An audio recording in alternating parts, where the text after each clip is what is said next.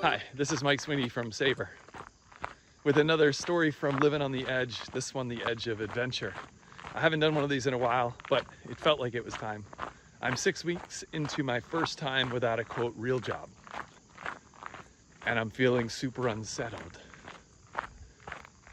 The first thing I'm feeling is excitement, lots of possibilities, feeling brave, feeling courageous, and then on the other side, I'm feeling nervous, lack of confidence, imposter syndrome, all that.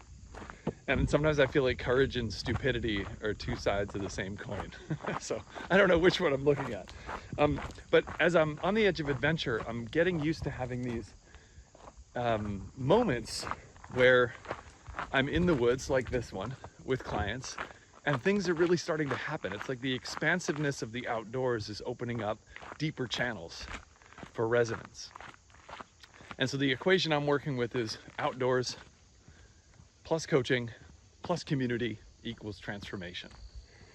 And a lot of this, for those of you who don't know the story, I kind of started with a woman who asked me if I would coach her while I was running, like a dream client.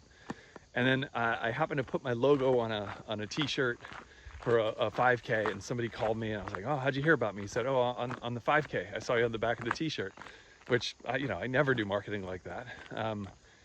And so he said, but I'm hurt, so I can only walk. And so we went on this trail. This is the trail in Wampatuck, the kind of the origin of Adventure Edge. And then many years later, I was still taking clients on this specific track. It's like a 50-minute track with a crossroads, a lake view, and a little bit of a vista. And as I was discovering this power of getting outdoors, I ended up going skiing with a friend. And we skied for a whole week as he was transitioning out of the military and into a different career. And, every chairlift ride became a conversation about his values, about the future, about what he hoped for. And then we did it again the next year with another person. Then we took a group out to Half Dome in Yosemite, and we figured out that, we can do this when we're hiking too. And we're just about getting ready for the trip to Bryce coming up soon. And we're planning next year's adventures already. And I'm just starting to think, man, what if I were brave enough to allow myself the pleasure of asking, what if this works? Like, what if I get to do this as my job? Like middle of the day, walking in the woods. So here's what I'm observing, learning, and trying as I'm living on the edge of adventure here. One is kind of more sales marketing related. You got to give people time to warm up to an idea and give them time to clear their calendars. So I can't tell you the overwhelmingly positive response that we got from the concept of Adventure Edge. But it's like, but I can't make it. So we had to really sift through a lot of that, and we decided we're going to put our 2026 schedule out long in advance. So we already know we're going to have March 6th through 9th. There'll be a ski one in and around Park City, Utah. So you'll see me sharing more about that. And the second thing is, at 50, the body needs maintenance. So I've had a little knee issue as I've been ramping up mileage and running again. I had a back issue where I couldn't run for a few days, and I have to be able to pick up my pack or get down the ski mountain if this is part of my job. So it's encouraging me to kind of get back to the weights and get back to the band work and get myself into a state of fitness that can handle. I mean, I'm generally fit, but be able to handle, multi-day hiking adventures, 50-pound packs, elevation. So you can't just rely on my my aerobic conditioning. I gotta actually take care of the body. Third thing is that belief in self is critical. I was watching this little clip of Bob Ross, and he said, you have to believe in yourself, because if you don't, no one else will. And I thought that was that was pretty funny and on point. And he said, believe that you can do anything.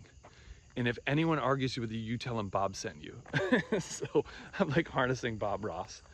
And then I was a lit major, right? So a lot of the things that lay dormant for me was literature. So I'm reconnecting with some of the greats, John Muir and some of the travels that he had, not necessarily known as literature, but kind of thought and wrote about outdoors. Wordsworth, of course, and the Prelude and some other places. And then Robert Frost was always one good for some outdoor inspiration. And I have a bone to pick. Those of you who've been using the road not taken, you know, I chose the road less traveled by, and that's made all the difference. I'm gonna break it down for you a little bit. For those of you who are not poetry fans, go ahead and log off now. But those who are, a couple things. In that poem, he says that then took the other as just as fair. So they were the same. Then as for that passing there had warned them about the same. Another thing that he says. And then he says, both that morning equally lay. So we talk about this kind of taking the road less traveled, but they're actually the same. And it's not till the end that he reveals kind of his look back, right? Where he says, I shall be telling this with a sigh, somewhere ages and ages hence. Two roads diverged in yellow wood, and I took the road less traveled by, and that has made all the difference. He's being sarcastic. He's making meaning. They're the same. So when you're faced with these paths, like, oh, which one should I go? Should I do this? Should I take the one more traveled by, less traveled by? They're all kind of the same. Pick the one that jives with you.